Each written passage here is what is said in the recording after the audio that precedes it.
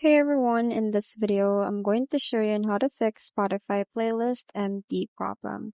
So first thing you're going to need to do is go to your Spotify account, and then from here, just try to restart your Spotify account. And if it doesn't still work, then go ahead and go back to your Spotify, go to your profile, tap on settings, and then go to the storage. From here, just tap on the clear cache to remove any bugs. And then after that, you can also try reinstalling your Spotify. So go ahead and delete your account. So long press, then remove application. Yeah, and just delete application.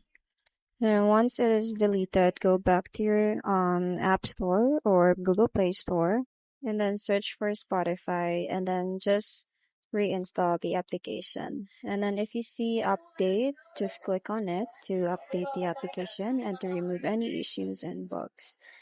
Now, if it still persists, if the issue still persists, then go ahead and go to your browser and then search for support.spotify.com, and then from here you can type here your concerns and your issues. You can also provide pictures or screenshots to make it easier.